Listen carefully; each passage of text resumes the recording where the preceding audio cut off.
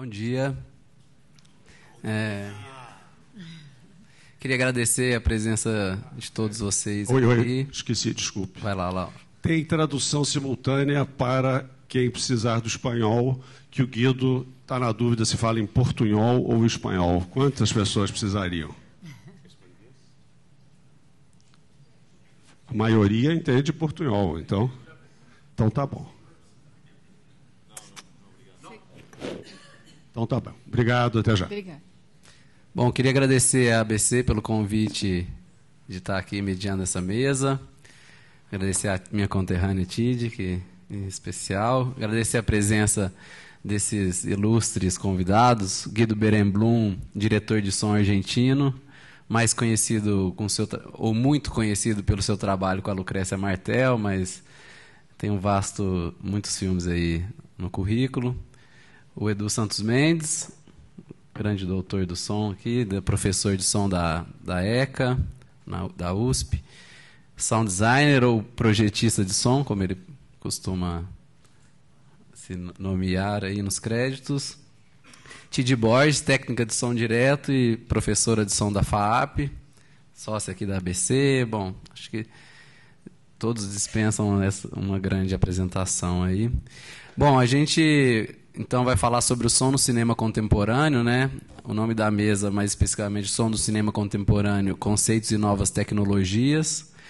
E, enfim, para mim é uma honra estar aqui, podendo dividir esse espaço com esses ilustres profissionais e, enfim, tem grandes pessoas também aí na plateia e falar sobre o som no cinema contemporâneo. Eu acho que a nossa ideia foi trazer essa reflexão sobre pensar a sonoridade do filme em todo o processo criativo, né, de produção, seja no roteiro, seja na montagem, seja em todas as etapas. E eu não quero ficar aqui me estendendo muito, porque tem muita coisa legal que eles vão mostrar para a gente. Então, a questão da tecnologia também vem atrelada desde o início do cinema, né, com essa evolução tecnológica que transforma os fluxos de trabalho de todos os profissionais do cinema e também vai transformando a cultura auditiva do espectador. Então, primeiramente, vou passar a palavra para a Tid Borges falar um pouquinho, depois o Edu e, por último, o Guido vai expor aí suas experiências. E é isso aí. Espero que vocês gostem. Mas já achei que você ia falar mais ou tanto de coisa que você tinha aí. Depois pro debate, depois que a gente abre para as perguntas. Bom, pessoal, como vocês sabem, né, que ele acabou de falar, a minha área mais é captação de som, é som direto. Mas o que assim eu tenho observado é que o som, na verdade, numa obra audiovisual, ele acompanha, né, toda a sua realização. Né, mesmo desde a concepção, né, do roteiro, do som no roteiro, passa pela captação durante a filmagem, depois muitos elementos sonoros são trabalhados também na montagem, depois a gente passa para a edição de som propriamente dita ali, e até a cópia, assim, temos a mixagem e a cópia final, quer dizer, o som ele não larga, né? Ele fica assim do começo até o fim. É uma boa companhia, eu acho, ter pessoas de som durante todo esse percurso. Só que, assim, o que a gente tem percebido é que ter uma pessoa responsável ou um pensamento, né, que seja coerente do começo ao fim é mais interessante, né, para o resultado final do trabalho. Então, ultimamente, a gente tem surgido, né, pessoas que têm exercido essa função, ou como diretor de som, ou como projetista, sound designer, enfim, qual seja o nome. Mas são poucos projetos, né, que têm essa possibilidade.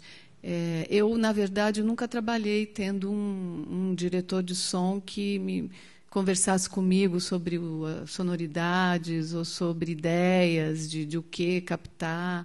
Então, na verdade, eu acho que imagino que seja assim, 90% da produção brasileira ocorra isso que ocorre comigo, né? A gente tem algumas exceções, né? Temos aqui o Edu na mesa, depois para talvez falar sobre isso, e a gente trouxe o Guido como uma sugestão do Bernardo, né? Para vir conversar sobre o que resulta disso, né? Mas, enfim, no meu trabalho, na verdade, eu começo na pré-produção da filmagem, mas eu sempre tento, apesar de ter essa deficiência, que eu considero uma deficiência, eu sempre tento... apertei o botão errado. Conversar com o diretor sobre o que ele pensa sobre isso, né? Sobre sei lá, algum conceito de som no filme, tentar buscar isso mesmo durante a filmagem e tentar uma comunicação, como eu falei para vocês que o som ele vai, né, sendo realizado ao longo da realização do próprio filme, eu tento também entrar em contato com se tem alguma pessoa que já está, às vezes não está nem contratada, mas existe a ideia de contratar alguém para fazer a edição de som ou para mixar o filme, que eu tento entrar em contato com essa pessoa e a gente trocar ideias, né, em cima do roteiro. Quer dizer, eu tento dar uma... Sei lá, então essa é a minha postura, né, diante disso. Então, eu tento levar esse papo com o pessoal que vai trabalhar o som mesmo que eu estou captando, ou coisas que eles desejam que eu faça, enfim. A gente tem que sempre manter o contato com toda essa cadeia, né?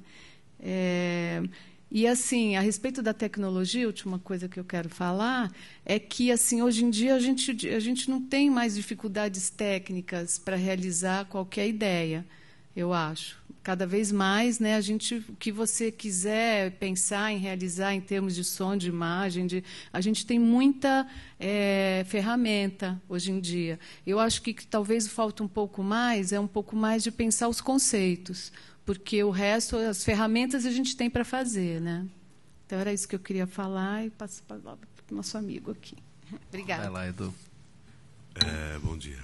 Obrigado pelo convite, que é bacana. Obrigado por estar aqui. Sou fãzoca do seu trabalho. Acho o máximo. Vamos só situar essa história que a Tid falou de pessoas que pensam som. Né? Ter um profissional integrado no pensar o som, para a partir daí ter um desenvolvimento maior da trilha sonora dentro do filme, sempre considerando trilha sonora, obviamente, como tudo aquilo que a gente ouve, não só música, não trilha musical. Se você for pensar historicamente mesmo, a ideia de você ter um profissional que pensa o som na formulação inteira do filme, você vai ter na história do cinema, obviamente, pessoas, diretores, roteiristas, criadores, que têm o elemento sonoro como ponto fundamental também do seu processo de criação. Né? Se você pega Hitchcock, se você pega Fritz Lang, se você pega René Clair, se você pega um monte de gente dos grandes cineastas que você tem na história do cinema, que, na verdade, eles próprios são os responsáveis pelo design sonoro dos seus filmes. Né? Hitchcock, por exemplo, é um cara que é muito analisado em relação à imagem, em relação à montagem, em relação às suas obsessões com atrizes loiras e coisas do gênero. Mas é um cara que tem um pensamento sonoro muito coerente ao longo da sua carreira. Né? É um cara que sabe utilizar o som para mudar a perspectiva da imagem, para mudar o valor da imagem que ele tem. O Lang é a mesma coisa, e todos esses grandes cineastas que têm uma estrutura do pensar som, eles já partem do princípio, quando estão na escritura do roteiro, quando estão indo para o set de filmagem, eles sabem exatamente como eles querem que o filme soe no final. Eles têm um conceito dentro da sua cabeça da sonoridade fechada do filme no término do filme. Então, isso é um fator diferencial na entrada no set de filmagem, né? O saber como isso vai acabar. Talvez esses caras sejam algumas exceções na história do cinema e não a regra. Né? Como regra, o que você tem no desenvolver do tempo, pelo menos até os anos 70, você tem 3 figuras ou 3 chefes de equipe básicos absolutamente separados e que, na maioria das vezes, não conversavam entre si, né? Que é o responsável pela captação de som, que no Brasil a gente chama de técnico de som direto, que é o chefe de equipe da equipe de som na hora da captação do set. Você tem o editor de som,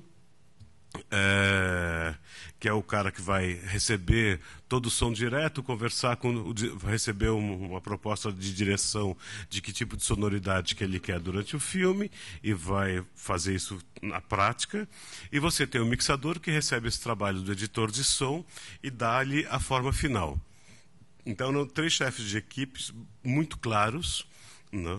Mas que, na maioria das vezes, não conversavam entre si. Então, se você não tinha um diretor forte unindo esses caras por trás, você não tinha um conceito forte unindo a criação da trilha sonora. E a sua relação com a imagem, a sua relação com a narrativa, a sua relação com a dramaturgia do filme e assim por diante. Nos anos 70, você tem 3 pessoas fundamentais que mudam a cara dessa estrutura, né, que começam a pensar som desde o início do processo criativo, ou seja, desde o roteiro, até o fim do processo de mixagem, que acompanham ao longo do filme todo esse processo. O primeiro... Pá, encostou, apertou. Tá? Pronto. Ok, como o cara que acaba de falar, take 2. Nos anos 70, você tem a figura do Walter Murch, que surge exatamente, ele se une à trupe do Coppola, que muda para São Francisco e vai criar um novo núcleo de produção fora de Los Angeles e de Nova York, os 2 núcleos principais de produção dos Estados Unidos, então, e vai criar um núcleo de produção junto com o Coppola em São Francisco. Faz um primeiro filme com o Coppola, que é o Caminhos Mal Traçados, o The Rain People, e aí entra verdadeiramente no sistema industrial norte-americano e percebe essa característica do sistema de produção de ter 3 pessoas independentes que não conversavam entre si. E aí ele cria, a partir do Poderoso Chefão, o que ele chama na época de diretor de som, né? Como bem diz o Luiz Adelmo, ele queria esse nome porque ele não podia usar o nome de montador de som, porque o sindicato não permitia que ele fosse um montador, porque a especialidade dele era som e não montagem, né? Então ele cria a figura do diretor de som, que depois ele mesmo vai chamar essa figura de sound designer, seguindo a mesma lógica, né? Aí você tem 3 figuras fundamentais que criam esse pensamento orgânico na estrutura de produção, nos anos 70, que é o Walter Murch, que é o Ben Burtt, que é o cara do Guerra nas Estrelas, Caçadores da Arca Perdida, né? Wall-E, e o Alan Splatt, que é o cara que vai trabalhar com o David Lynch, que vai trabalhar com outros diretores norte-americanos. E esses caras criam essa nova cultura, a partir dessa década, de um pensamento unificado de som, né? E aí surge a figura, hoje, do sound designer, né? O sound designer é que tem 2 categorias para esse nome. Você usa o mesmo termo para pessoas que fazem 2 trabalhos diferentes. Você pode usar o termo sound designer para esse cara que une o pensamento da produção sonora, né? Como você pode usar sound designer num outro conceito, no conceito mais Los Angeles, que é o cara que cria ruídos bacanas, sonoridades especiais, discos voadores, monstros japoneses e esse tipo de coisa. Mas seguindo na ideia do diretor de som ou do sound designer, como esse cara que concebe a união do filme, em termos de sonoridade, isso dispara nos anos 70. Isso reflete no Brasil nos anos 80, que, na verdade, quando o Adobe começa, o sistema da Adobe, então o analógico, começa a ser fundamental na construção das obras, começa a ser padrão de mercado e amplia a sonoridade, amplia as condições de audição que você tem nos filmes, né? Isso acaba criando no Brasil também a necessidade desse outro cara que começa a pensar o esquema de produção um pouco mais unido nessas 3 áreas, né? Eu sou dessa geração dos anos 80 que começa a ter esse tipo de pensamento que tenta unir a captação, a edição e a mixagem, né? É muito complicado na nossa área você dizer que existe um cara só que seja o diretor de som, o grande idealizador de toda a parte sonora do filme. Pelo contrário, eu acho que eu gosto de fazer cinema porque é um trabalho coletivo, eu tenho certeza disso, né?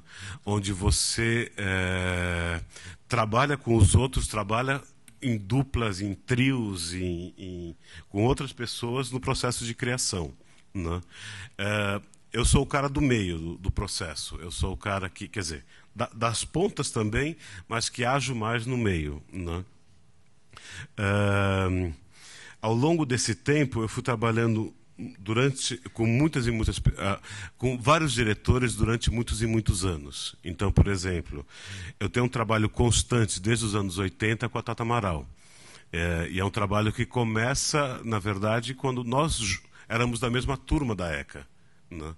Então a gente se conhece na escola e desde a escola a gente vem trabalhando juntos, né? Então vem por aí. E aí, a partir do momento que você vai conhecendo outras pessoas, você vai colocando a sua forma de trabalhar para as outras pessoas e elas vão começando a aceitar essa concepção de não me chama só quando o filme estiver montado, vai. Deixa eu ler o roteiro. Deixa eu ver se tem alguma coisa no roteiro que eu consiga, que eu tenha uma necessidade, até de elementos visuais depois que eu preciso botar na imagem, que você tem que me dar durante a filmagem, para que eu possa pegar esse elemento visual e transformá-lo num elemento sonoro narrativo na pós-produção de som. Né? Então, esse é um tipo de realização, de pensamento que a gente tem que usar. Ou mesmo discutir esse tipo de concepção de como o filme vai soar depois da sua mixagem, quando ele estiver prontinho em 5.1, em 2.0, seja lá onde for, mas que eu possa utilizar desde o início do processo, né? O processo de criação sonora, ele é um processo que a Tid diz que nasce do roteiro, né? Né? Então, se você tem um roteiro que não está integrado a esse processo de criação, não adianta nada depois esse filme aparecer para você e o cara falar: meu filme é hipersonoro, vamos criar um universo sonoro sobre isso, porque ele nunca estará integrado à narrativa. Ele vai ser sempre um adendo, ele vai ser sempre um anexo, ele vai ser sempre o que eu costumo chamar de perfumaria. Você vai lá, bota uma coisinha aqui, bota uma coisinha lá, um brilhinho. Você pode até acelerar a leitura de uma cena, botando ruídos que sejam inconstantes, que sejam movimentados, ou ralentar a criação a leitura de uma imagem, fazendo exatamente o movimento inverso, com ruídos mais largos, mais espalhados no tempo. Mas você nunca vai interferir de verdade na narrativa do filme como um todo. Não. Então, a partir daí, você tem várias formas de olhar isto. Indo para a minha experiência pessoal, por exemplo. Eu trabalho muito com a Tata, né? Todos os filmes da Tata, aliás, quase todos os filmes da Tata eu fiz. Eu não fiz um dos filmes dela, que é o primeiro curta de ficção, que é o Viver a Vida, que é feito com o João Godoy, tanto como chefe de som direto, como sound designer, editor de som, seja lá o nome que se quer dar a isso, né? Mas eu tenho trabalhos que eu gosto muito e que começam e que geraram outros trabalhos na sequência, que é relações também com Eduardo Valente, nos curtas e no longa do Valente, com o Chico Teixeira, com o Rubens Heavy e a Rosana Folha, e assim por diante. São pessoas que eu participo da leitura do roteiro, que eu participo das reuniões de mesa de discussão de análise técnica.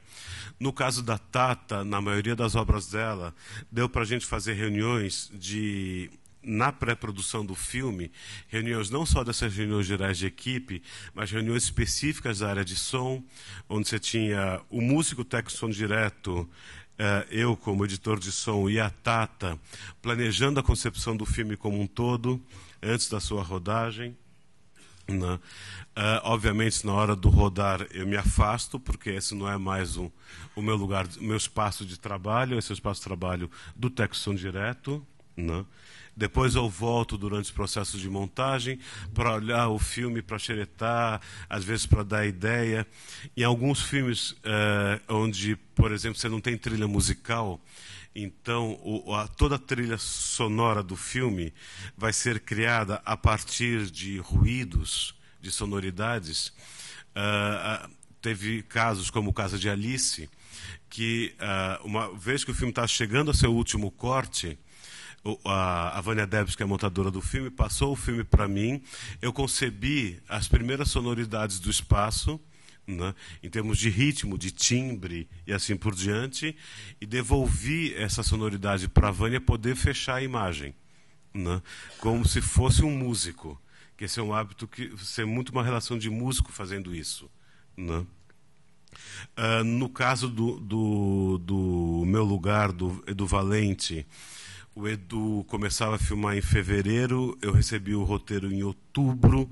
A gente conversou muito, eu e o Edu, sobre a concepção sonora desse filme, como é que ele ia soar no final dele.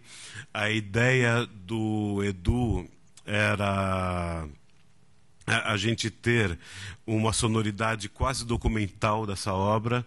Ele soaria como um filme tão verossimilhante que estaria que você vendo o filme, você não conseguiria saber direito se aquilo é uma ficção ou um documentário.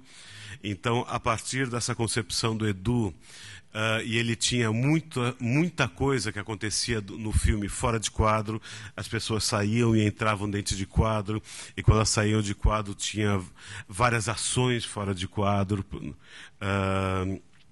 Então fizemos um esquema de trabalho com o Texton Direto, que é um cara que eu fiquei conversando muito também na pré-produção, e com a produção do filme, para que ele tivesse espaço, para que o Texton Direto tivesse espaço da gravação dessas ações em off dentro do próprio espaço da locação.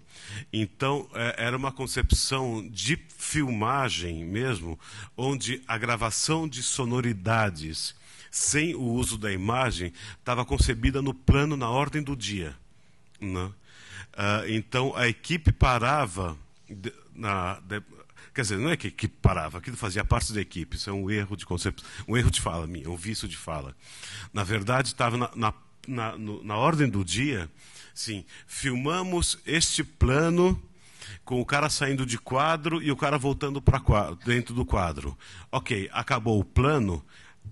Ordem do dia seguinte, a equipe de imagem dá um tempo, vai fumar um cigarro lá fora, tomar um cafezinho. A equipe de som vai gravar a ação off neste mesmo momento, no mesmo espaço da ação. Né? Então, aí a gente conseguiu uma integração acústica entre as sonoridades dentro de quadro e fora de quadro que ressaltavam esse caráter de verossimilhança. Então, é um esquema pensado anteriormente à produção, à filmagem, utilizado na filmagem para refletir no trabalho final do filme. Né? E assim por diante. Então, existe um trabalho de concepção sonora, que obviamente sempre é o diretor que coordena, mas que ele passa por todas as etapas de produção do filme, e não simplesmente com a imagem montada e o filme chega até você. Onde você vai... que é impossível você intervir nesse filme. Você pode enfeitá-lo, mas nunca você pode intervir sobre a narrativa. Você nunca consegue intervir sobre ele. Não. É claro que também, se você não tiver algumas coisas visuais e alguns princípios no filme, em termos de criação, de espaço e de tempo e de movimentação interna e assim por diante, você nunca vai conseguir que essa trilha sonora seja integrada à imagem dessa forma narrativa. Não? Eu não estou nem discutindo filmes que partem do elemento sonoro para a sua, como seu elemento principal seu elemento principal narrativo, como Conversação do Coppola, né? que o ponto de partida é um elemento sonoro. E a partir daí ele desenvolve todo o filme. Mas eu estou discutindo concepções visuais também que permitam ao espectador ouvir.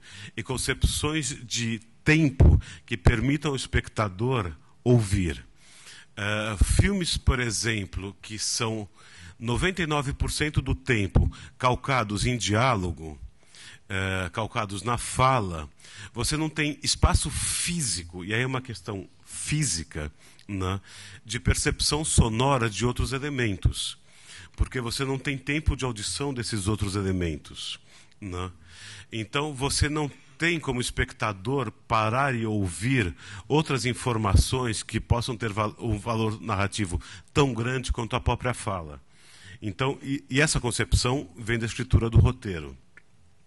A concepção da mise-en-scène dentro do filme também tem que exigir do espectador um esforço de audibilidade. No caso extremo, vamos colocar o caso extremo, que é uma coisa que a Tata usa muito, que o Edu Valente usa muito, que é esse caso da sonoridade off. Você utilizar sons off dentro da concepção narrativa do filme é uma forma que você exige do espectador de ouvir sem que ele veja. A partir do momento que ele ouve sem que ele veja, ele muda a sua percepção sobre o ouvir ao longo do filme. Né?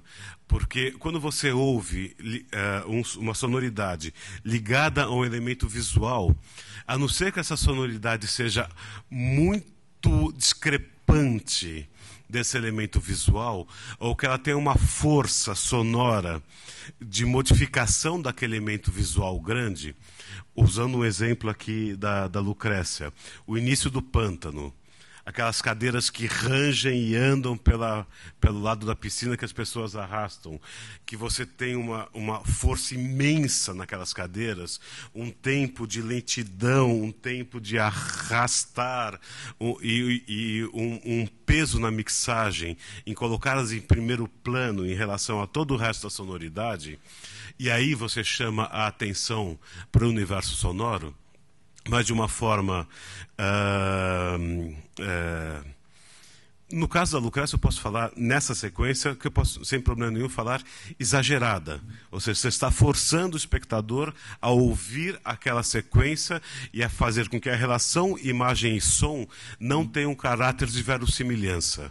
Elas não têm... Então, você está estabelecendo um código logo no início do filme, falando, olha, gente, não é por aí a leitura do filme que vocês vão ter que fazer. Eu não quero que vocês façam uma leitura de esses são velhinhos arrastando cadeiras na beira da piscina. E sim, essas cadeiras têm uma força dramática que tem a ver com esses personagens, tem a ver com o contexto do filme. Por favor, mude seu registro de leitura. Né? Então, você tem que ter esse ponto de partida muito claro na concepção de criação do filme, para o desenvolvimento, para a própria criação de uma trilha sonora, que seja um elemento de construção de uma narrativa e não simplesmente um elemento de vamos unir os buracos de fala. Vamos unir os espaços onde nada acontece e botar um ruidinho ou uma musiquinha. Né? Então, 5 minutos. O cara, obrigado, hein?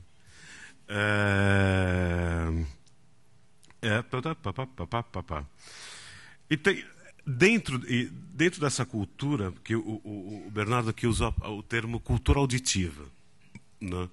Que é um outro desenvolvimento que é assim, o gerar uma cultura auditiva acho que é uma das questões mais importantes que a gente tem hoje dentro desse universo do audiovisual, que é como a gente gera uma cultura nas pessoas de ouvir aquela sonoridade, porque você tem uma tendência a ouvir e ver que se os sons são muito próximos à imagem, você tem uma tendência a não ler aqueles sons, a não prestar atenção nos elementos sonoros como elementos narrativos.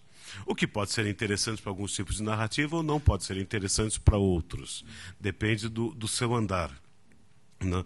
Mas esse é um outro problema que a gente tem que resolver hoje, que as coisas já estão melhorando bastante, ainda não estão 100% legais, mas estão melhorando bastante, porque ainda temos, se você pensar numa grande parte das salas de cinema, dos sistemas de reprodução de áudio que você tem hoje, sons ruins na sala de cinema, uma má reprodução, uma má audição.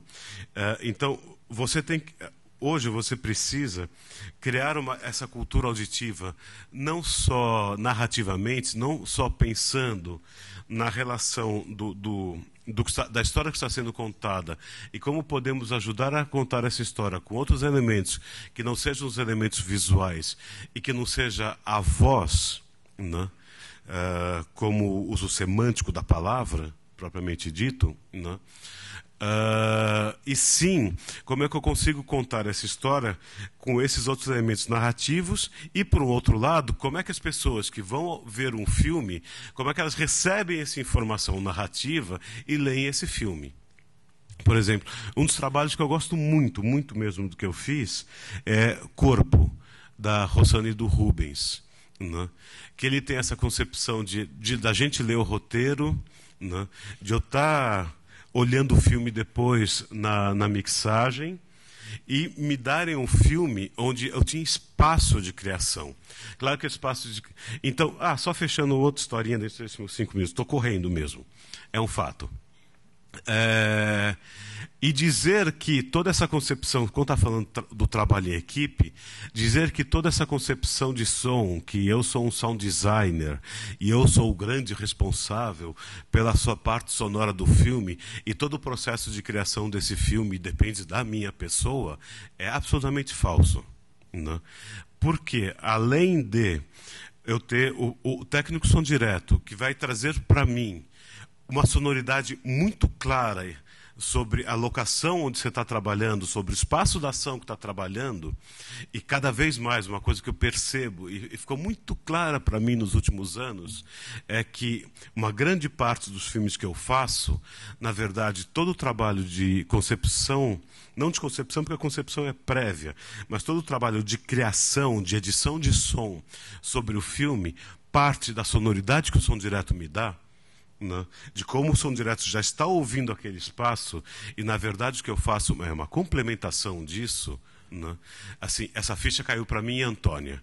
Assim, na Antônia caiu claramente de como eu concebo, como eu faço o meu trabalho em cima de um som que já me dá muitos estímulos, que já tem muitas sonoridades dentro dele e eu simplesmente alargo essa sonoridade que vem do som direto.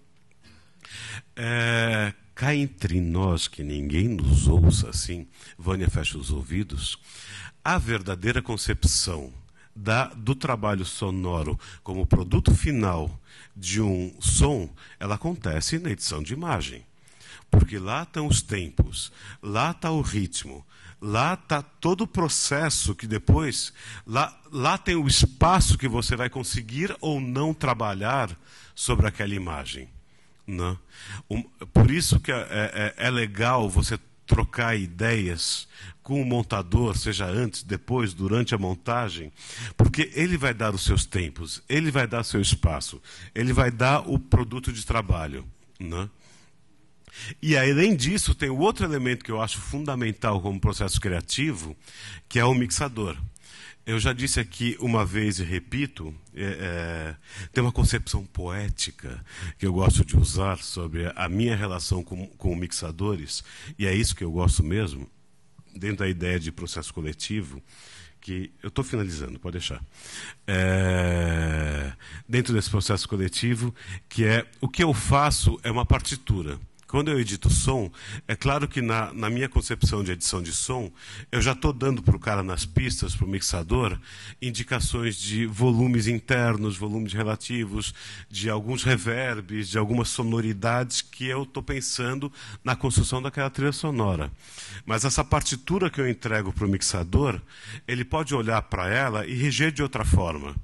Ele mesmo percebe que os meus violinos, da forma que eu concebi, pode ser muito melhor, porque tem uma passagem rápida nesses violinos, que se a gente der um brilho nela, vai dar uma nova concepção sonora naquele trecho e vai fazer que a imagem se transforme de alguma forma, muito mais interessante do que a forma que eu tinha imaginado. E assim por diante. Eu fico encantado isso com peças, com música erudita, Porque música erudita, a partitura não muda há séculos. E cada vez que você as ouve, elas soam diferentes. Né? E isso é a relação com o mixador. Eu escrevo a partitura, ele rege. Né? E a gente vai trabalhando dessa forma. Então, sim, fechando toda a história. É uma concepção coletiva de trabalho. Não dá para pensar que eu, como sound designer, sou o grande responsável por tudo, mas é uma concepção, mas alguém tem que unir as pontas. Alguém tem que estar no processo como um todo, né? E unindo esse trabalho, que é do roteiro, do trabalho com o som direto, do ouvir o som direto no seu trabalho, do trabalhar com o montador, que depois colocar tudo isso no seu formato de sonoro e depois trabalhar com o mixador, obviamente com o diretor o tempo todo nesse processo, até chegar ao produto final. Obrigado, Edu.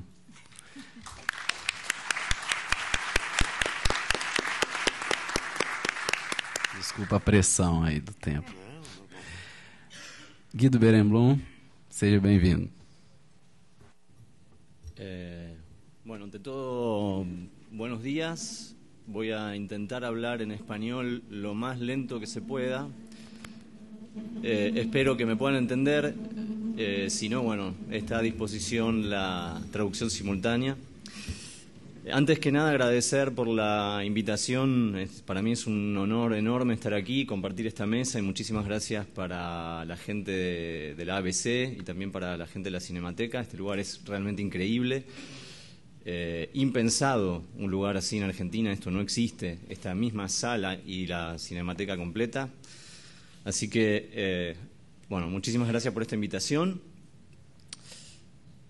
Nosotros no nos hemos puesto de acuerdo antes sobre lo que íbamos a hablar, pero muchas de las cosas que se dijeron aquí evidentemente son líneas comunes que de alguna manera nos unen o nos llevan un pensamiento en común y algo que tal vez se convierta, y espero, en no muy aburrido, pero es que yo voy a terminar hablando de las mismas cosas tal vez de las que ustedes ya hablaron.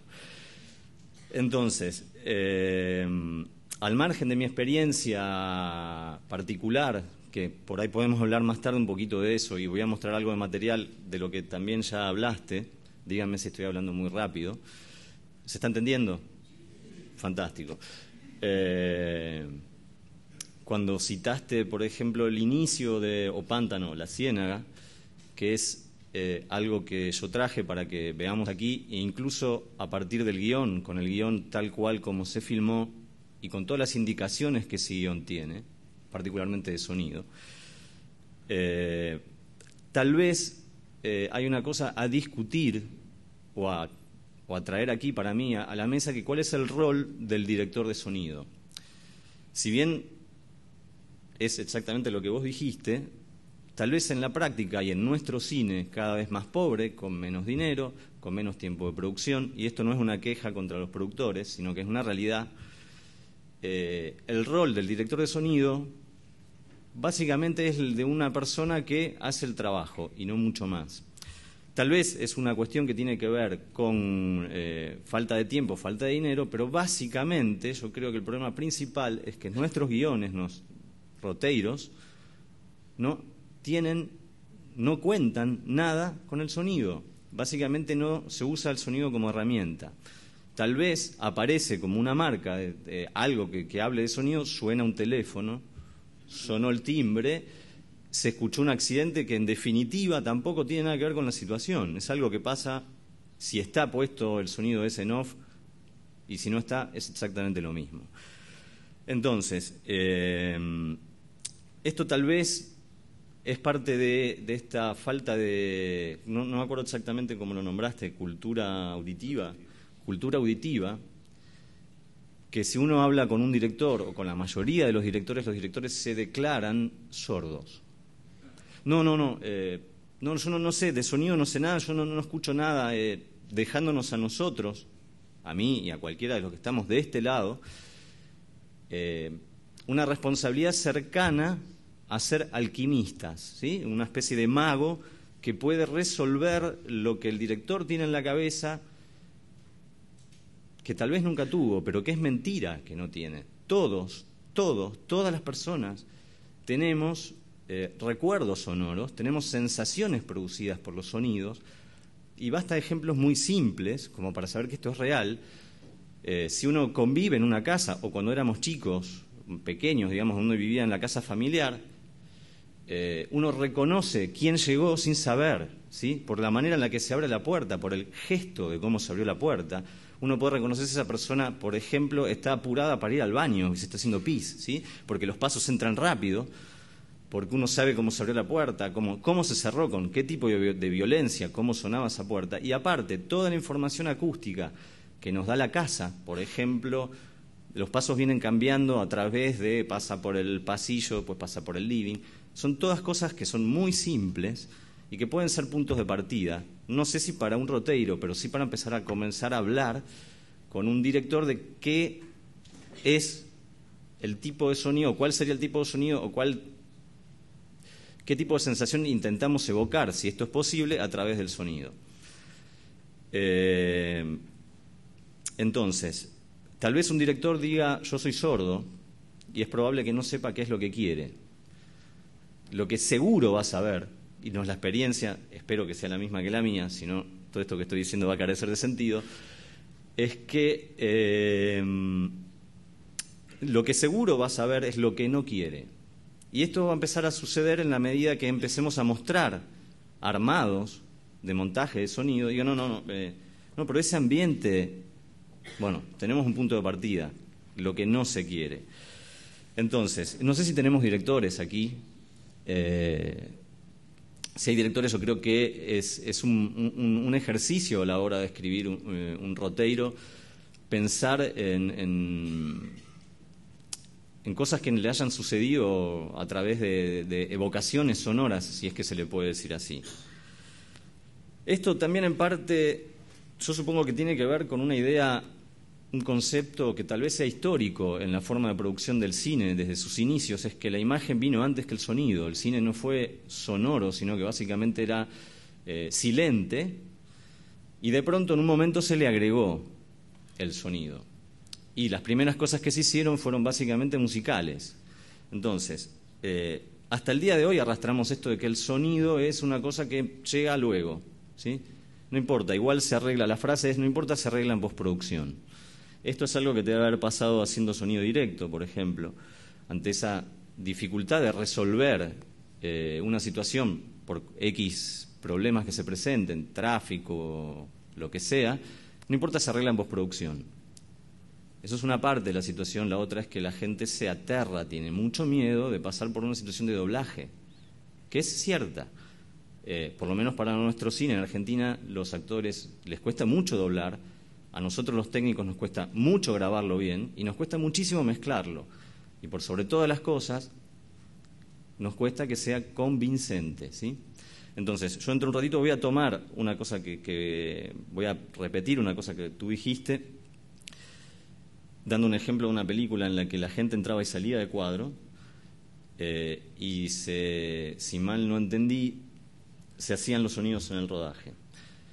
Eso es algo que es como fundamental poder hacer. No todas las películas lo necesitan, pero sí probablemente todas las películas necesiten, y sea muy conveniente, grabar cosas, muchos sonidos, en el mismo lugar donde las cosas sucedieron.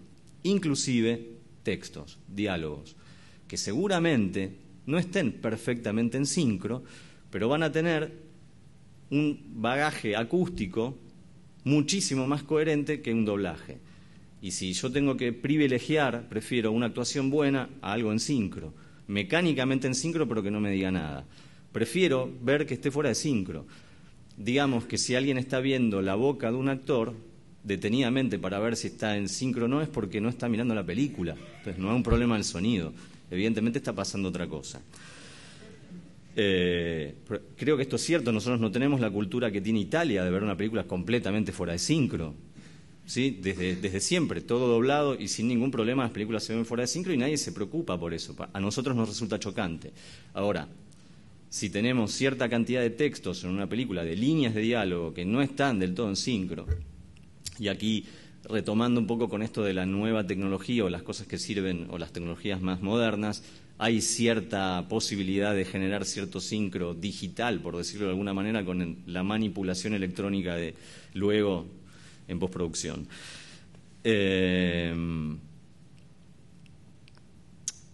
También muchas veces nuestro cine, voy a hablar del argentino y espero que no se ofendan porque en parte me parece que el brasileño también está muy centrado en la palabra. Gente que habla sin parar y nos explica todo lo que pasa en la película. Como vos decías, no da mucho lugar al sonido, y por otro lado, en esas situaciones donde alguien está hablando, la línea narrativa está dada por los diálogos y por cómo están dichos, cómo están actuados. Casi que hasta la fotografía, ¿sí? Y perdón para los fotógrafos, muy bella y súper pensada, no deja de ser más que un accesorio, algo que embellece la imagen, pero que la línea narrativa van a ser los actores. El sonido corre con la misma suerte, no hay mucho lugar para hacer más nada.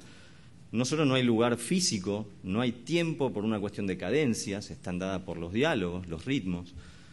Y por otro lado, cualquier cosa que se ponga es un accesorio, no deja de ser un perro que ladra, un cachorro que ladra por ahí, que si está o no está es exactamente lo mismo, un fondo de tráfico, que si está o no está es exactamente lo mismo.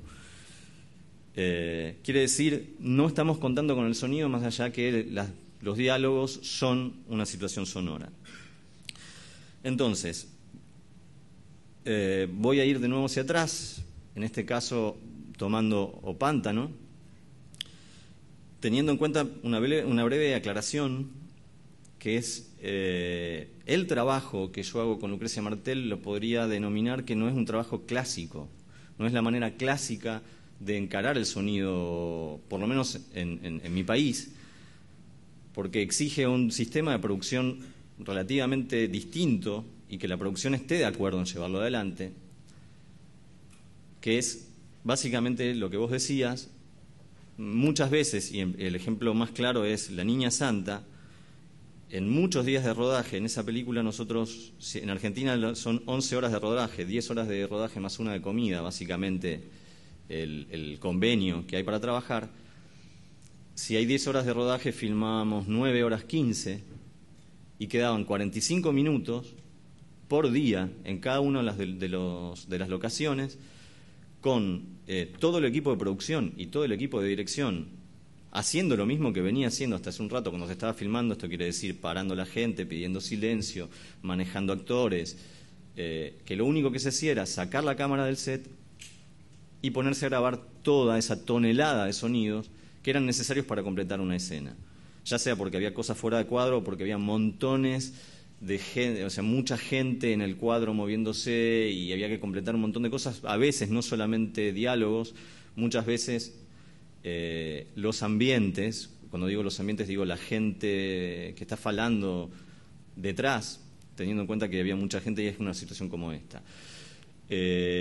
Hay que tener en cuenta también que a veces, siempre estas películas fueron hechas fuera de Buenos Aires y con casi todos, excepto los actores principales, son locales, son de Salta y tienen una forma muy particular de hablar, otro acento, otro sotaque. Lo que hace imposible llevar a esta gente a Buenos Aires, y en términos económicos y de producción, y esto es lo más interesante tal vez, es muchísimo más barato, aunque parezca que no, teniendo un equipo entero parado y disposición de hacer sonido, es muchísimo más barato hacerlo en el momento de rodaje que ir a hacerlo luego. Entonces, propongo que veamos Opántano, el principio, luego vamos a hablar por ahí un poquito de algunas cosas pormenores de ese rodaje y de la relación entre los distintos rubros o distintos equipos dentro de un equipo de filmación, teniendo en cuenta que yo me había anotado aquí como máximas, pero que me quedaron en último término, que el trabajo del sonidista debe comenzar en la preproducción. Sería esperable que comience siempre en la preproducción. Y no como una cosa formal donde a uno lo invitan a ver solamente una locación para decirle esto es lo que vamos a tener, no vas a tener corte de tránsito, enfrente tenemos una fábrica, no va a parar y esto es lo que vamos a hacer. Buenísimo, la verdad yo me hubiera quedado en mi casa, ganaba tiempo, tenía otras cosas que hacer. tampoco es una queja, digo, es parte de una situación que a veces pasa, pero digo, no es ese solo tal vez la función que tiene que tener el sonidista, en este caso, de sonido directo, o el director de sonido, si es que existe, trabajando en la preproducción. Debería estar involucrado de alguna manera en el roteiro. Otra cosa fundamental para mí es que realmente el cine es un trabajo en equipo. Y si pensamos en el momento de rodaje, el rodaje mismo atenta contra el sonido directo. Es una casi situación contradictoria. El sonido es una situación, el cine es una situación ruidosa. Todo en el cine hace ruido, todo en un rodaje hace ruido. La gente moviéndose, los faroles, incontables situaciones. Por lo tanto, necesitamos del compromiso de todos los otros equipos. Vestuario con la ropa, nosotros con la ropa de vestuario para no dejársela manchada cuando vamos a poner una pela o la pela. La pela. Cuidar todos estos detalles que hacen que tal vez todo vuelva a ser como era cuando hacíamos cortometrajes y estábamos empezando, que uno se tomaba el tiempo y pensaba mucho más este tipo de cosas que cuando uno se empieza a convertir en profesional y solo mira lo que uno tiene que hacer.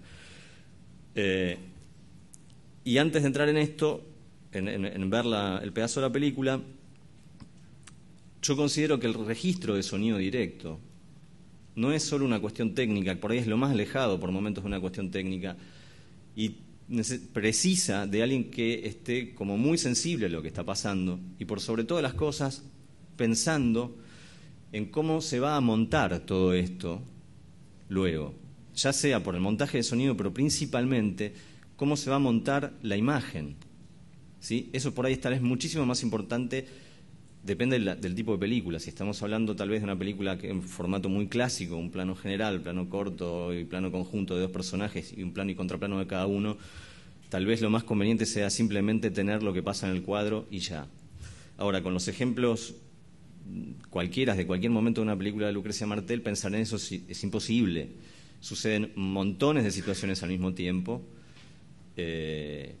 y es responsabilidad de alguna manera, pero no por la cuestión militar de la responsabilidad, sino del sonidista de directo tratar de resolver eso en el momento del rodaje, porque no hay vuelta atrás luego.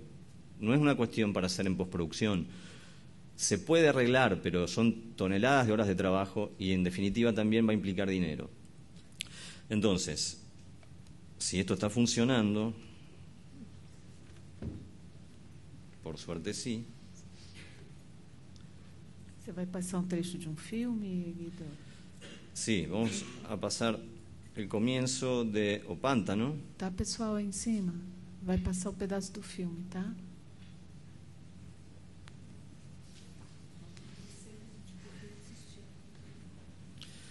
Bueno, los dejo, lo vemos y luego hablamos un poquito del guión.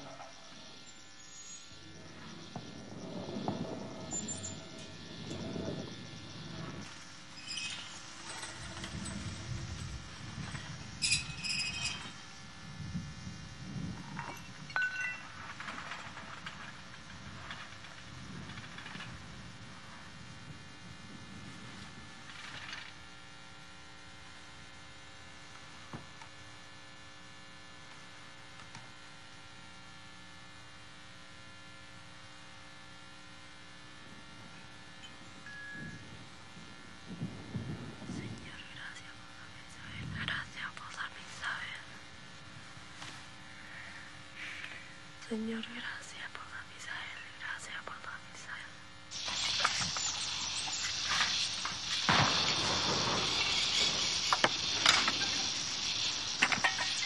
¿Con quién está Joaquín en el cerro?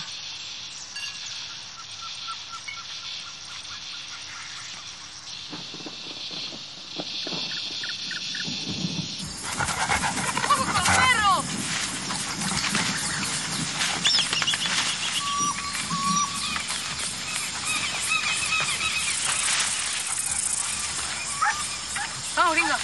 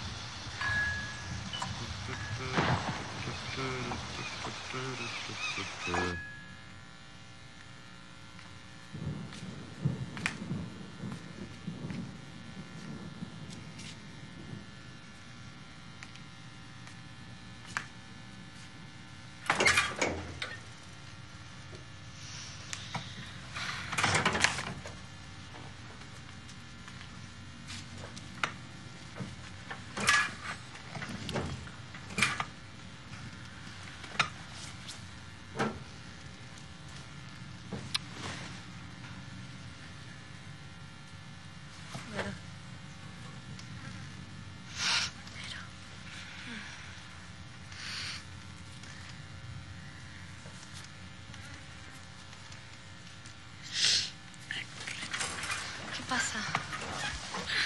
Que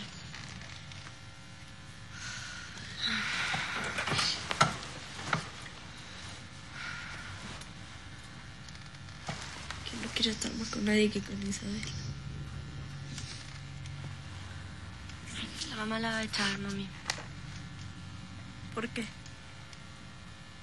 Porque la mamá dice que le desaparecen las sábanas y las toallas. Y la va a echar. Es mentira. ¿Toma? Trajiste más agua. Algo fresquito, ¿toma? Sí, se ganja.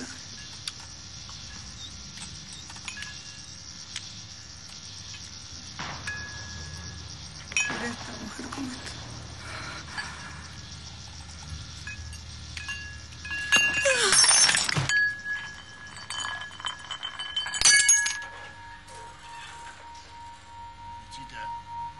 Levántate que va a llover. Ya voy. Yo me levanto, estoy bien. ¡Mami! ¡La mecha se ha caído! Yo no quiero ver sangre. No quiero ver sangre, mami, ¿eh?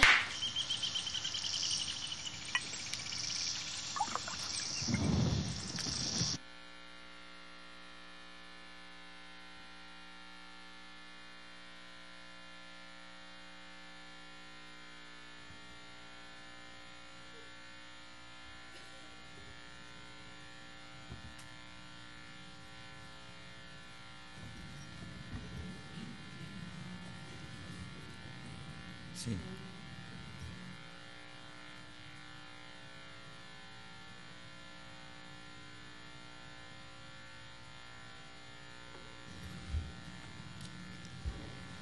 Bueno, esto que se ve aquí es el roteiro, por lo menos es el roteiro tal cual teníamos en el momento de rodar, ¿sí? ¿Se lee bien ahí? Sí, ok. La escena 1, ¿sí? Está casi todo marcado ya. Lo que está en amarillo, en amarelo, es básicamente todas las cuestiones que tienen que ver con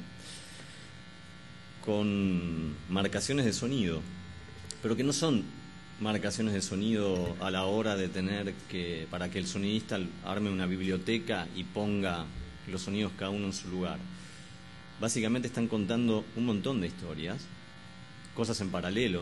El sonido por un momento está unificando el cerro con la situación de la piscina, generando una situación de ambigüedad y de inminente peligro constante entre los truenos y los disparos, que está reforzado también con una cosa muy, muy concreta, que es que el hijo perdió un ojo, ¿no? Entonces, hay que filmar para el sonido, de alguna forma, teniendo en cuenta este roteiro. Cuando nosotros, teniendo en cuenta esto que decíamos que el sonido empieza antes, y en este caso empezó en el roteiro mismo, cuando fuimos a Salta a ver este lugar para filmar, la piscina, la pileta, no tenía piso, no tenía sound. En el costado tenía solo pasto, grama, ¿sí? Entonces era prácticamente imposible hacer esta escena sin tener que generar un piso adecuado para la situación. Entonces, y acá voy a retomar un poquito lo que tiene que ver con la evocación sonora que cada uno puede tener, que cada uno trae, que todos tenemos como parte de nuestro ser. Cuando discutimos que había que hacer un piso, yo recordé una situación muy banal que ocurre todo el tiempo en las ciudades en Argentina, que son los niños yendo o volviendo del colegio con esas mochilas que tienen ruedas. Y hay un tipo de baldosa, de piso, que se pone en las veredas de Buenos Aires y de muchos lugares del interior, que son esas que se ven ahí, esos cuadrados con rayas, que son súper ruidosos. Entonces propuse, por pensar en voz alta, y si ponemos vainillas, porque se llaman vainillas, así en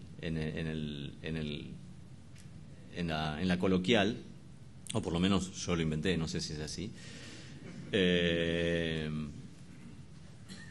porque eso creo que puede hacer ruido. La directora de arte, sí, me parece, aparte da una buena trama, cuando la veamos tirada en el piso, perfecto.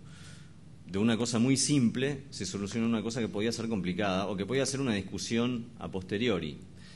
Entonces, esto también nos lleva a esto de que es un trabajo en equipo y que en realidad estamos todos en la misma película. Casi todo lo que se escucha ahí, y los ruidos de las reposeras y demás, más allá que tienen un tratamiento en postproducción, está todo grabado en el lugar. Están grabadas las sillas por separado, están grabados un grupo de sillas, están grabadas las sillas en planos cercanos de sonido y están grabadas en un plano más o menos lejano. Luego están muy bien mezcladas y muy bien editadas por el montador de sonido de la parte que se hizo en Francia. Entonces,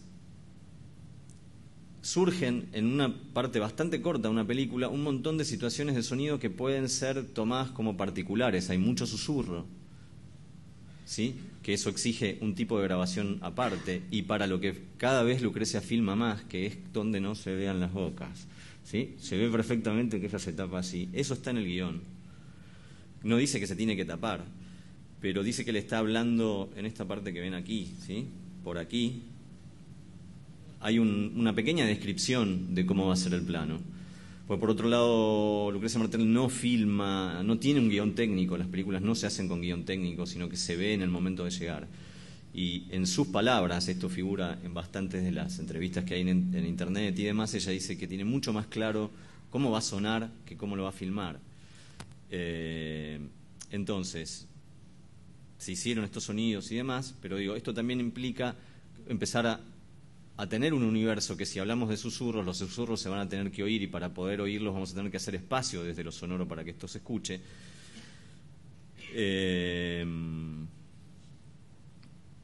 Y por otro lado, algo a lo que estamos poco acostumbrados es que a admitir que tal vez los diálogos no se tengan que entender. Es muy difícil que nosotros, y para mí mismo como director de sonido, y ni hablar de la gente que mezcla, le es muy complicado asumir que un diálogo no se entienda, cuando está buscado que no se entiende o que esté en el límite de la comprensión o no. En un momento la protagonista, la que se cae, dice: ¿cómo está esta mujer? Completamente borracha. Ese ¿cómo está esta mujer? Creo que lo entiendo yo porque lo puse y porque lo escuché 3 millones de veces. Pero creo que no es parte del asunto que se entienda, sino de dar la sensación de que en realidad es una situación totalmente banal, que esto evidentemente pasa todos los fines de semana, ¿sí? Más allá de, en algo, el sonido está ayudando a eso. No tiene importancia entenderla o no. El que lo entiende mejor es un texto más, y el que no lo entiende es simplemente una sonoridad, una musicalidad, una cadencia que nos dice que ella está borracha y que está pensando en otra cosa. Un ratito antes tiene otra frase que es aún más difícil de entender, que ya no recuerdo tampoco, pero que cumple como la misma función. Entonces, no creo que sea absolutamente necesario que todas las películas sean así y que tengan este nivel de complejidad, por decirlo de alguna forma, en cuanto a la cantidad de sonidos que están involucrados, ni que todos los roteiros tengan que ser tan importantes con respecto a lo que el sonido cuenta.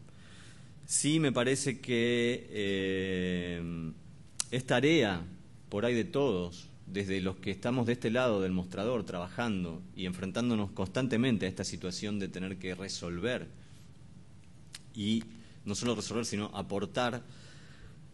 Y también es tarea de las escuelas, muchas veces, porque la gente que estudia guión, por lo general, está completamente separada del sonido. Son situaciones compartimentadas donde el guionista no tiene una clase de sonido aplicada, pero no desde lo técnico, hablo desde ver ejemplos casi. Es una cosa que se da por ahí al principio de las escuelas de sonido, los primeros días en los que, y después se olvida completamente. Y es algo que se tiene que aprender, como cualquier cosa, y que debería ser ayudado por los profesores y por todo el que está atrás en la parte académica. Yo no sé cómo estamos de horario y demás, no sé si tenemos que... Yo no sé ni qué hora es, si son las 10, las 11, menos 10. Así que... No sé si querés que pasemos a...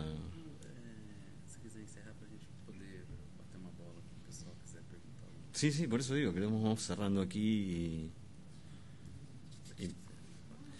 Y la otra cosa, digamos, que creo que es súper importante y que ya se fue dicha en esta mesa, es que el montajista debería estar pensando mucho más en el sonido a la hora de montar la película. Yo he visto y me han llegado cosas, como por ejemplo en una situación donde hay muchísimo tráfico que está en el directo, se movieron los diálogos hacia el futuro o hacia el pasado, se atrasaron, se adelantaron y nadie se preocupó por rellenar ese buraco, que es un silencio espantoso, que cambia la percepción del director mismo al verla, porque cambia el tiempo. Y vuelven a hablar. Es una situación muy extraña. ¿Por qué pasa eso hoy por hoy, que no hay magnético perforado y hay que ir a buscar el pedazo y completar y pegar y poner en la moviola? Hoy es una estupidez de medio segundo, ¿sí? Es estirar para aquí y para allá y todo eso se completa. Los directores mismos se acostumbran a escuchar las películas así, o con todos los diálogos fuera de sincro. Pero si el Final Cut y el Avid dicen más 4, menos 5 cuando yo estoy corriendo, yo no tengo nunca más una pizarra para poner eso en sincro. Y empezamos una discusión eterna que puede llevarnos toda la vida de si esto está en sincro o no. Yo lo pongo hoy en sincro y lo veo buscando la P, porque es la única que veo y la que es explosiva. Perfecto. Y mañana lo veo fuera de sincro de nuevo. Y es una cuestión de percepción, incluso de distancia, de a qué distancia estoy de la pantalla. Estamos hablando de una cosa tan simple que es parte por ahí de una parte de la cultura auditiva, y en esta parte, digamos, en la parte más técnica, brutal y boba de la situación, que debería ser contemplada. Entonces, yo creo que no tengo mucho más para decir hasta acá, después de todo esto, todo este monólogo. Espero que se haya entendido. Y si quieren, vamos pasando, ¿no?, a las preguntas y demás. Sim, primeiro eu queria agradecer pela sua presença. De nada, muchas gracias.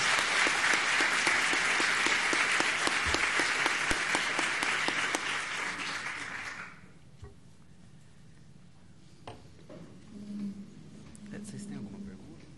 Você tem? Alguém gostaria de fazer alguma pergunta, conversar? Tem um microfone? João Godoy. Oi, eu queria fazer uma pergunta para o Guido. Você me entende se eu falo de bem? Se eu entendi bem na tua explicação sobre o pântano, a ruidagem das cadeiras foram todas captadas no local. Faz parte do som direto, esses ruídos que foram utilizados depois que a gente ouve na mixagem final. Está correta a compreensão minha? É isso Sim. mesmo. Então, a minha pergunta é a seguinte. São duas questões, na verdade. Pensando do ponto de vista do técnico de som direto e do trabalho dele durante o processo de captação. Qual foi a tua interlocução com o técnico de som direto para especificar exatamente quais... Fui yo mismo. Ah, tá. Ok. Então você já sabia. Con mis dos personalidades, digamos. Pero... Então, a minha pergunta em relação aos diálogos, porque você tinha indicação no roteiro que, às vezes, textos quase inaudíveis. Como técnico de som, que normalmente a gente acaba focando a nossa preocupação máxima na captação de diálogo, que talvez seja, na verdade, uma grande deformação, ou talvez numa perspectiva clássica do trabalho, o diálogo de fato fosse a questão mais importante. Como é que você se colocava como técnico de som para captar esses diálogos que talvez não precisassem ou não fossem depois necessariamente inteligíveis, né? Se você tinha a preocupação de captar também o diálogo inteligível e depois, na mixagem, deixá-los num plano mais distante, em que eles cumprissem a função narrativa, né, que estava prevista no roteiro. Bien. Voy a contestar tu pregunta y voy a aclarar solamente una cosa, que es que muchas veces yo hago los dos trabajos. Estoy en el rodaje, hago el sonido directo y luego hago la edición de sonido. Lo que no hago es la mezcla. En este caso en particular, digamos, los ejemplos que yo cité de esos diálogos que decía Graciela Borges antes de caerse son básicamente situaciones de doblaje, ¿sí? No es de sonido directo. Pero, y lo que vos llamaste como de formación profesional, yo no sé si es de formación profesional. Yo también estoy centrado en la palabra y en captar la palabra como elemento primordial en un rodaje, con toda su inteligibilidad posible y toda su limpieza posible. Pero en esta película nos encontramos con un problema, que es que se filmaba básicamente esa casa enorme que se ve ahí estaba en un lugar cerca de los cerros, tal como se ve ahí, con muchísimas cigarras, ¿sí? Mucho insecto. O sea, el insecto invadía constantemente y era parte de todos los momentos de rodaje, de día o de noche, porque de noche era otro mundo, una turma de grillos inmensa. O sea, que eran sonidos siempre muy parecidos, que ya, y tomando lo que vos decías, le da una cualidad al sonido muy particular, que va a ser, esto es indisoluble de la película, pero también nos ayudó. ¿Por qué? Porque la película se filmó con una cámara Aton 35, una cámara muy pequeña, súper portátil, muy práctica para la película. Sí, es un motor fuera de borda de una lancha, no sé si es tanto, pero es súper ruidosa, lo que se da de golpes completamente con los susurros, y ni hablar de los susurros en plano general, no existe. Entonces, la manera de filmar esto con ella, en el caso del susurro, con que se está medio tapado, permite hacer un sonido solo, lo que los ingleses llaman wild track, que suena tan lindo y para mí tan estúpido, no entiendo por qué tiene ese nombre. Como tampoco, después si quieren lo echan, no entiendo por qué las cosas se llaman Foley. ¿Alguien conoció a Jack Foley? Yo no lo conozco a Jack Foley, no sé por qué no se llama con el nombre de un técnico de aquí, pero es un nombre de un americano que hacía ruidos, es raro. Bueno, al margen de mi fundamentalismo islámico, ¿perdón? Claro, sí, en Argentina se llamaba sonorizadores, claro. Y aquí usaban casi el nombre de Francia, que es el bruiteur, ¿no? Que es el que hace, el ruidista sería, es mucho más lógico. Bueno, ¿contra? Perdón. Foley para nosotros es ruido de sala. Ruido de sala, como en España, que es efecto de sala. Sí. Bueno, genial, por lo menos es una palabra en portugués y no No se trata de no hablar en inglés, estamos llenos de palabras en inglés en nuestro vocabulario técnico. De hecho, no hay palabras en español para designar esas cosas. Volviendo a lo que me preguntabas, y después de este fundamentalismo islámico, sónico islámico, digamos, sí, se rehicieron las cosas, pero mismo en el rodaje, ¿sí? Quiero decir, no servía el sonido directo de esas situaciones de la niña cuando dice, está como rezando, ¿sí? Dios dame Isabel, Dios dame Isabel. Entonces, ese rezo que ella tiene fue recreado mismo en el rodaje en un plano mucho más corto, mismo en el lugar, tratando de conseguir una situación acústica que nos permitiera eso y que nos alejara un poco de las cigarras, y no mucho más que eso. Y si no me equivoco, luego lo tuvimos que hacer un par de veces más porque no gustaba la manera de hacerlo. Creo que incluso terminó siendo de doblaje. Pero de todas maneras era una situación que había que tenerla hecha en el rodaje para que el montajista pudiera poner aunque sea una referencia útil y que maneje la cadencia, porque en el plano general no se escucha. Y es una decisión que por ahí está bueno que la directora lo pueda tomar antes y no solamente a la hora de mezclar. Voy a hacer, antes de pasar a la próxima pregunta, voy a hacer una cosa que quería hablar y que para mí es fundamental, es que, no sé si lo hablé, en realidad por ahí lo hablé y me estoy olvidando, en mi manera de trabajar es fundamental hacer sonidos solos, ¿sí? Sonidos solos serían lo que los americanos dicen un white track, no voy a empezar de nuevo con eso, de diálogos inclusive, ¿sí? Diálogos que salieron mal, diálogos que salieron mal en términos de actuación o en términos de calidad de sonido. Nosotros haciendo un diálogo en la misma locación tenemos la misma calidad acústica, y lo que hay que estar atento y pensando en el montaje es a qué distancia lo voy a grabar con el micrófono, porque lo que va a terminar pasando cuando uno viene con un problema técnico es que lo que hace después es poner el micrófono súper cercano para tratar de estar lo más prolijo y limpio posible, lo que tal vez haga que ese sonido solo sea súper bien actuado, al margen de si está o no está en sincro, pero que sea absolutamente inútil, porque es imposible de pegar, más allá de los movimientos electrónicos que se le puedan agregar después. Digamos, estaríamos yendo en contra de la principal virtud que tendría, que es tener la cuestión acústica resuelta. Por otro lado, hay una cosa súper importante en los sonidos solos, es que está en caliente, quiero decir, el actor lo acaba de hacer. No existe esta historia de meterse dentro de una cabina helada, de hospital, una situación clínica, con alguien que me mira a través de un vidrio y que si se olvidó de apretar el tollback los veo hablando y los actores empiezan a ponerse paranoicos, no, me está saliendo todo mal, y ponerse como súper nerviosos. Es una situación extrañísima que muchas veces con sonidos solos se puede evitar, y esta situación está llena de sonidos solos, las grabaciones de las cadeiras, los diálogos, más allá de si después se van a usar o no, siempre es útil hacerlo. Mais alguma? O Zé Luiz Sasso ali. Tem mais alguém que quer fazer pergunta? E o Luiz depois, aí a gente vai ter que encerrar porque não temos mais tempo. Mas depois, enfim, quem quiser conversar um pouquinho ali fora também, vai lá, Zé. A gente Guido, tudo bem? Falamos bastante, você falou, descreveu bastante sobre a parte do som direto, enfim, o desenho de som. Conta um pouquinho sobre la mezcla. Fale um pouco como é a sua relação dentro do estúdio de mixagem, com os mezcladores, enfim, como isso soa, ou como você vê isso na hora que temos uma tela grande, onde tudo está sendo bem projetado e as coisas tomaram as suas devidas proporções sonoras. Bien. Voy a tratar de ser rápido, pero voy a poner un poquito de historia en esto, de mi historia en particular. Cuando yo comencé a trabajar era la época en la que no existían las estaciones digitales de sonido, no existía Pro Tools, no existía nada de todo esto, se hacía todo en magnético perforado.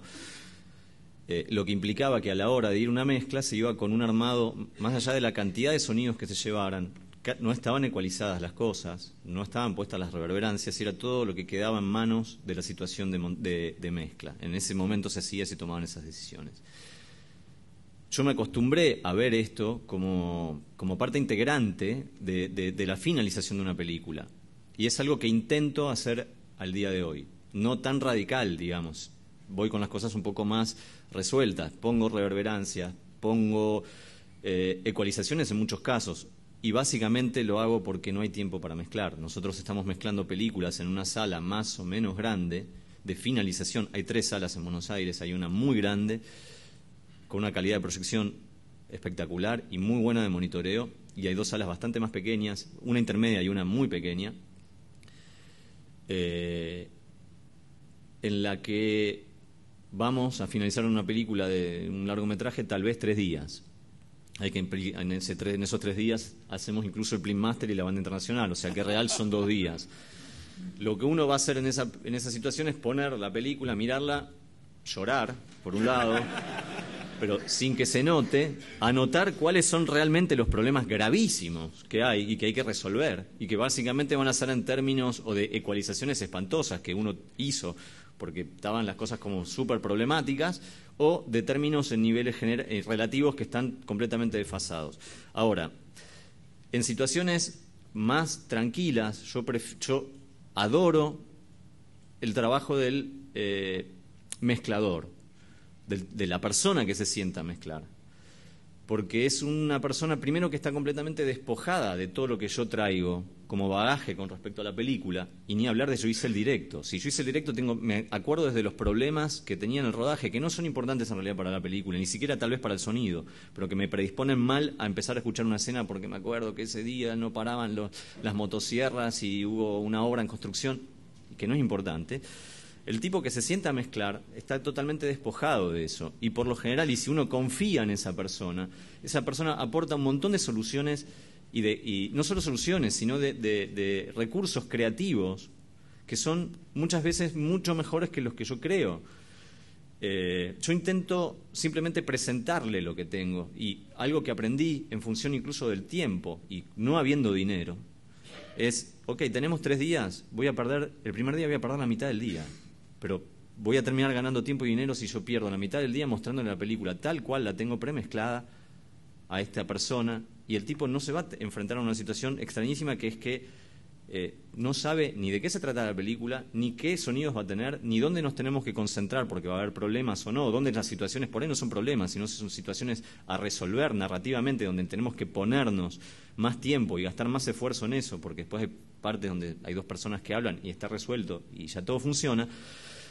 O cómo vamos a mezclar la música, tenemos mucha música, no tenemos música. Una película que tiene mucha música en un punto facilita un montón de cosas. Narrativamente por ahí las complica o no, pero en términos de sonido, poniendo la música en su lugar, poniendo los diálogos que se entiendan, se escuchó la apoyada del vaso, podemos ir mucho más rápido. No sé si está bien, digo, son términos de las cosas que pasan en realidad. Entonces, ese tiempo perdido aparentemente de ver la película completa, en realidad es tiempo ganado. ¿Por qué? Porque yo mismo veo la película en una sala que no es en la que estuve trabajando, puedo empezar a distanciarme de la película casi en lo más parecido a un espectador, si es que lo logro, como para decir, bueno, esto funcionó, esto que no funcionó, acá hay que poner atención, esto tiene problemas. El director mismo se encuentra con su película y se asusta, y las cosas que suelen pasar es que el director empieza a hablar de la imagen. Estamos en situación de mezcla y dice, qué horrible cómo quedó eso. Y ese velador encendido ahí. Claro, porque está viéndola por primera vez de nuevo la imagen enorme, o bastante más grande de la que la veía en un monitor, la veía en su computadora 10 millones de veces. Y es difícil que pensemos en el sonido, por favor, escuchar, no se trata de la imagen en este momento. Es una situación para mí súper importante, y para mí es el lugar donde uno puede destruir lo que hizo o puede hacer que esto realmente se convierta en lo que uno quería. Es un lugar que por lo general yo intento que sea un lugar donde uno la pasa bien, tratar de dejar todo el bagaje de problemas que uno tiene de la vida cotidiana también, que uno lleva constantemente a la situación en la situación de mezcla. Eso tendría que estar afuera, tendría que ser un lugar no precisamente lúdico, porque no sé si es lúdico, pero sí tendría que ser un lugar donde uno pueda estar relajado y ponerse en manos de otro y confiar. Uno también empieza a tener gente con la que trabaja y gente con la que no, por cuestiones muy simples, porque les gusta cómo trabaja y porque hay relación humana fácil. Es muy difícil para mí estar con un mezclador que a la francesa, digamos, en esa cosa de que acá no se arregla nada, que yo lo escuché en Francia, ¿no? No, esta no es sala de montaje. Pero es que hay que mover un diálogo 2 cuadros. O sea, es apretar más 2, nada más. No, eso no se hace acá. Esa situación de tipo jefe que está como un poco por arriba de todos los demás es insostenible en nuestro tipo de cine. Fundamentalismo de nuevo, ¿no? Obrigado. Agora, Luiz. Olá. Alô. Eu queria, enfim, tentar resumir. Vocês falaram de cultura auditiva. É uma coisa que eu acho tão importante quanto a gente falar de referência auditiva, que a gente hoje em dia, na verdade, é muito bombardeado com ouvir muitas coisas, ouvir intensamente e tudo mais. E eu cada vez me convenço que a gente ouve cada vez pior. Não só pela geração MP3, que vai ficar surda daqui a pouco, mas essa coisa de cada vez se ouve, vão colocar tudo mais alto e tudo mais. Isso faz com que essa geração oriunda do Edu dessa ideia de vamos pensar som, vamos trabalhar desenho sonoro, vamos pensar som dentro do filme. Hoje em dia, muitas vezes, quando a gente pega debate sobre som, a gente fica na coisa do... Assim, você fala, não, mas isso daqui não tem nada demais. Não, mas olha, porque o trabalho de surround foi bonito, porque o 5.1, e porque não sei o quê, E isso tende a piorar, porque agora está no 11.1, 64.x, sei lá, o que está vindo por aí. O conceito de desenho de som está mudando em função disso. Essa é a pergunta que eu faço. Pergunto para o Guido se na Argentina tem esse tipo de coisa, porque aqui tem bastante. Quando a gente discute sonoridade do filme, muitas vezes esbarra por esse lado de... para uma geração que tem, sei lá, Amy o Vampiro como referência, ou aqui no Brasil ainda tem Bandido da Luz Vermelha como um dos grandes trabalhos de som de todos os tempos, a discussão às vezes vai para um outro lado, que está muito misturado com tecnologia. E se der tempo até para ti, de perguntar se no som direto, essa coisa de, como você disse, a facilidade que a gente tem de poder fazer várias coisas e tudo mais, se a tecnologia também não acaba sendo um pouco perversa nesse sentido, quando você tem os gravadores multicanais, e essa prática de o diretor espera que você chegue no set de filmagem, tem 6 atores, eu quero 6 lapelas. Enfim, se isso não acaba sendo um reflexo de, opa, o nosso conceito de desenho sonoro mudou, efetivamente, mas para melhor ou para pior?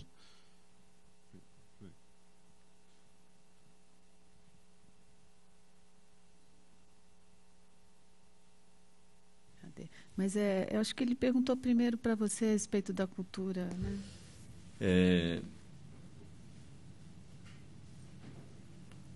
Es una pregunta un poco difícil de responder en particular, pero a ver si esto sirve como ejemplo tal vez. Yo estoy viendo cada vez más en nuestro cine tal vez tratar de generar como ejemplo y como objetivo final desde lo sonoro ser lo más parecido a una película americana posible, desde un punto de vista, como si ese fuera el paradigma de lo que hay que lograr, ¿no? No estoy discutiendo para nada todo lo que digo, sería estúpido de mi parte discutirlo, ¿no? O sea, la calidad y muchas veces incluso las herramientas narrativas de ese tipo de cine, pero que está completamente alejado de nuestros sistemas de producción e incluso de nuestras historias que contamos. Entonces, muchas veces hay como una discusión y sobre todo cada vez más con el Foley, ¿no? Un Foley súper en primer plano, efectos de sala. No, es que si digo sonorización no me van a entender.